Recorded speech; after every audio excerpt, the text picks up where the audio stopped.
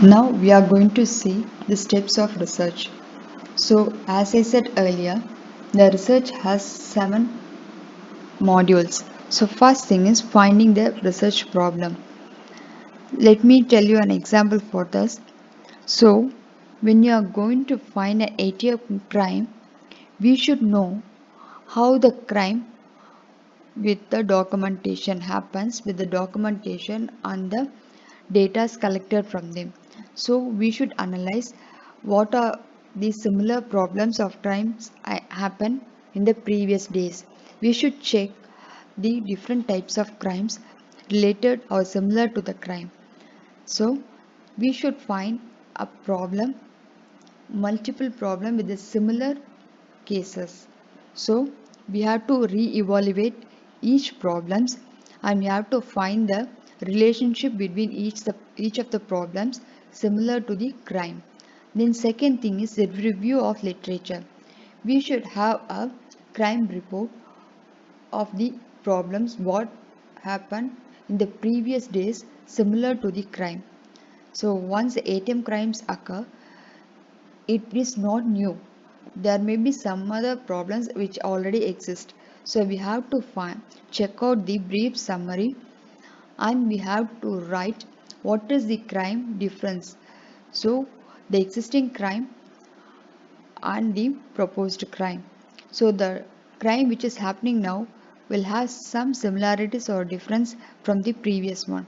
We have to analyze and we have to write a report. And the third thing is working hypothesis. Once we find out the crime and able to write the synopsis of the problem, crime report, we have to work out the problem. So we have to collect all the data that related to the problem and we should have a group discussion what has happened and how it has happened and who is behind the problems, and we have to examine and we have to have a similar discussion with the people who have the same thought and in the investigation process. So the functions of hypothesis. So by guiding the area of the research, so all the tracking data and the data collected related to the crime should be sharp and it should be thinking focusing on the attention of the crime investigation. So the fourth thing is design. Once we completed all our process, we have to design how we are going to track and how we are going to find the victim. For that, we have to observe all the informations what we have gathered and we have to make it available for us as we needed for further investigation. And we have to know whether we need a software or an equipment or a technology to trace the crime. So we have to find the cost. As I said earlier, the research design is of 4 types. First one is exploratory. It is a feasible research design. We can gather or we can find multiple um, populations or strategy and we can test multiple samples. So once we are setting out with the samples, we can able to find the solutions. So the next thing is descriptive. So descriptive is finding an accurate solution for the situation. So once a crime happen, we have to find the solution for the crime, but it should use the minimum energy and it should provide the data in a maximum level of data collected must be minimum to the work what we have provided. So the third thing is diagnostic. As I said earlier, once you are finding a medicine for a crime or anything else, we should attempt how, what, and when it has happened. So everything is concerned with the diagnosis. The fourth one is experimental. So the experimental may be a series of problem or it may be about the trials and we have to test each samples what we are getting from the problem or from the research data, and we have to make a order of the tests, and we have to find the final solutions. So the experimental may be obtained through prior experience or through the experimental labs. So determining the samples, as once we are designing with the research, after finding the research design, then we have to move for the sample designs. So sample is nothing but a collection of data which constitute the operations. So the sample is, we have to collect a sample of each data and we have to find the solution for it. So now we are going for the samples. So first one is probability sample. As I said earlier, here each data or each element is included in the sample. So in the probability sample, we'll test each and every data, because every data has its right to participate in the sampling. So here the sampling may be based on random, systematic, or sacrificed clustering area sampling. The second one is non-probability sampling. Here all the elements cannot be sampled, but few elements or a random elements can be checked out. So sampling designs. First thing is deliberate sampling. So deliberate sampling is basically based on selecting of particular unit. So if you are going to check, let's see an example of, if you are going to test a rice or a paddy after its production or cultivation, we never check the entire samples. We'll check only a few paddies to check its quality. So with the quality of the product, we'll assume the quality of entire products. So deliberate sampling is, we'll check only a part of the element from the entire universe or a population. So when it is selected from the element of population, then it is called as convenient sampling. So judgment sampling. As I said earlier, the judgment sampling is considered with a representative of a population. If we say Mahatma Gandhi or Nehru or any political leaders will judge, India will be similar with these kind of people. If we say a group of people from the same community, while seeing a person or judging them, we'll say the entire community will be like this. So the single person will represent the entire population, though it is not checked. The entire universe will have a representative for the population. It may be a single unit or an object. So the second thing is simple random sampling. Here it is easy and it is very interesting with this sampling is, we'll check each and every elements or items in the population. So if we have a more than a lakh of items in a population, we'll check each and every persons or samples, because each and every element has its right to prove its quality or its stability. So here we check each and every selected items in an object. So the next sample is systematic sampling. Here usually we don't test all the elements. Here we'll check only a random elements. For example, we can say, if you are going to uh, arrange an interview process, we'll do only one thing. We will check a randomized people, or if you are going to make a large data. If you are going to find a solution for a problem, or if you are going to test an item, we'll check any person which is picked, hand picked. So if you are going to buy a fruit or a vegetables, we never check all the vegetables. We will take any of the vegetables randomly and check the quality of the vegetables, and we'll find out the result. Everything is good. So we'll check randomly any one of the item from the group of populations. So stratified sampling. Next thing is stratified sampling.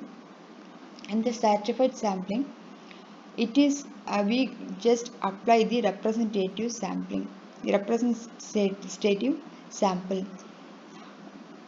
Here the population of stratified is divided into non-overlapping subpopulation, and these items are selected from each stratum.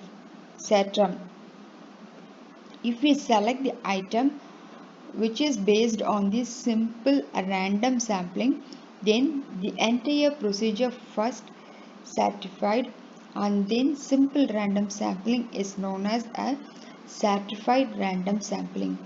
Then next is quota sampling.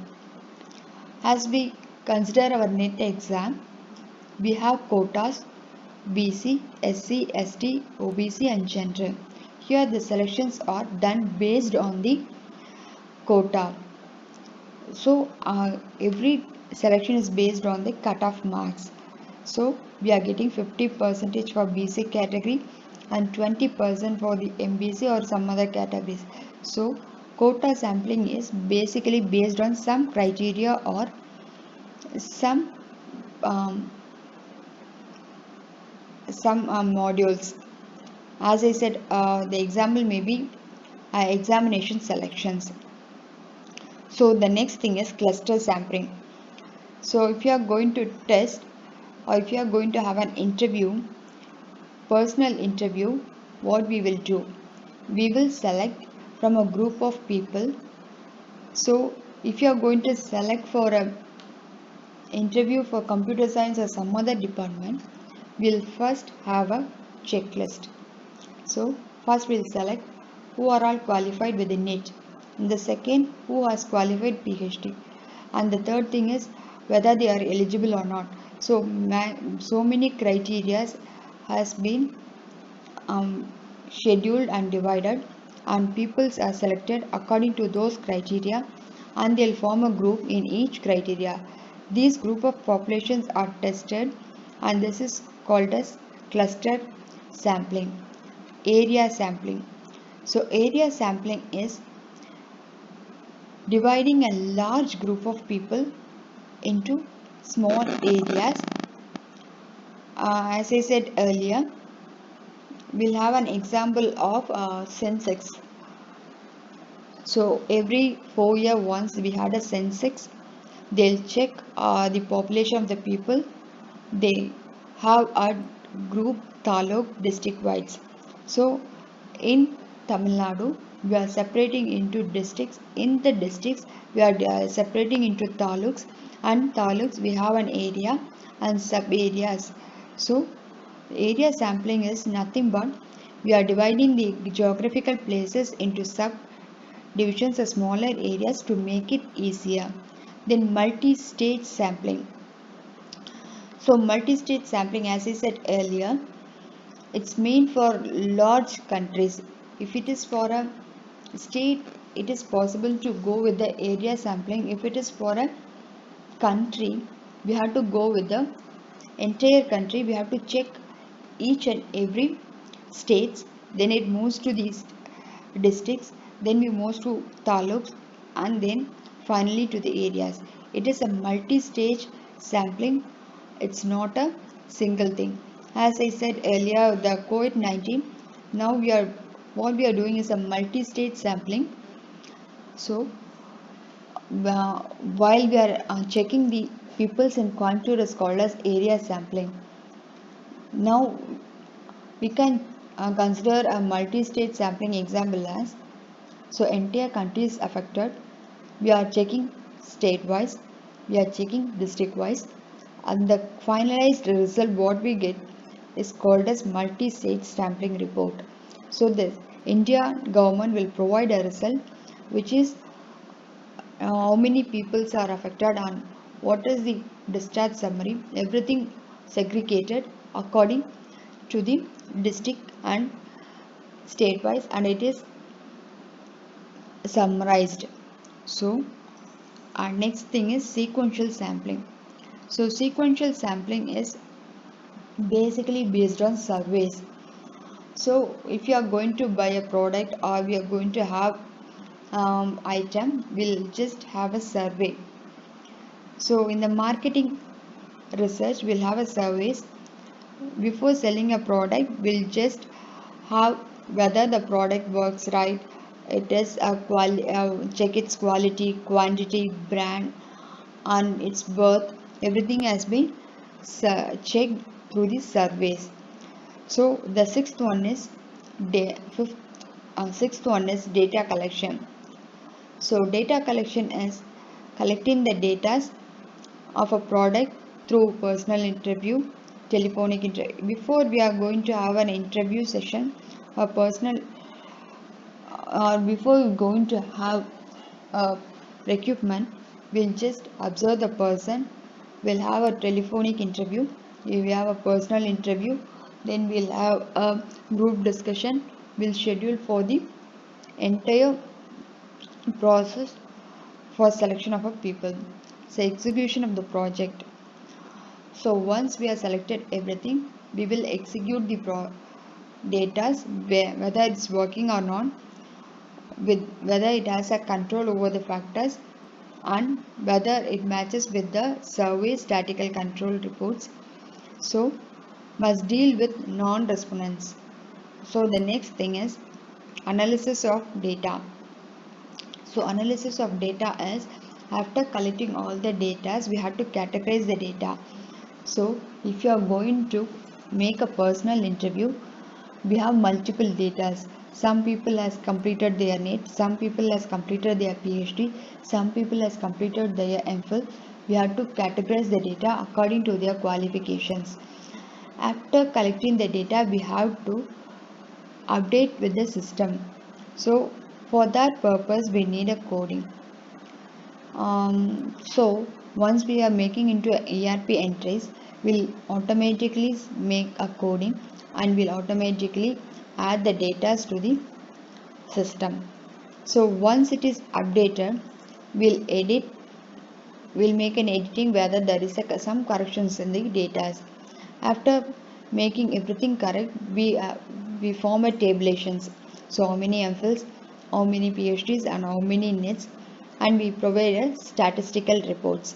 Then hypothesis testing. As I said earlier, we'll have a testing with the data t-test and f-test.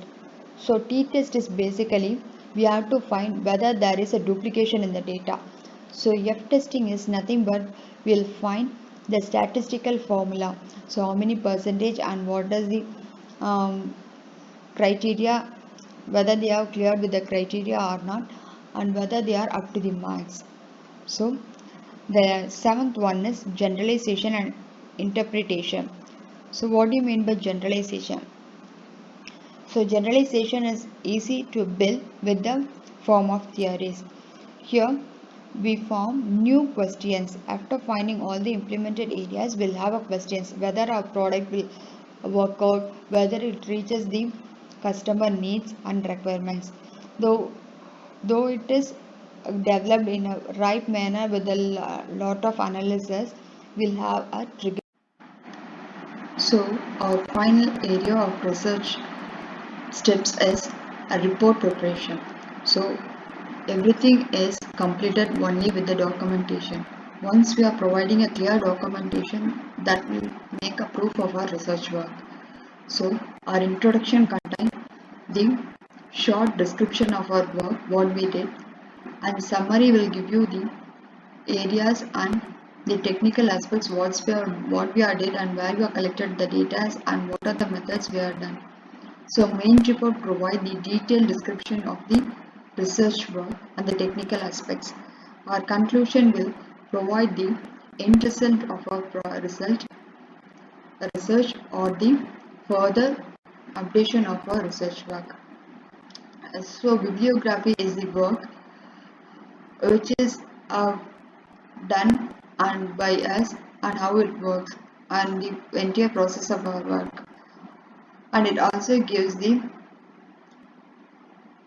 details of our research work.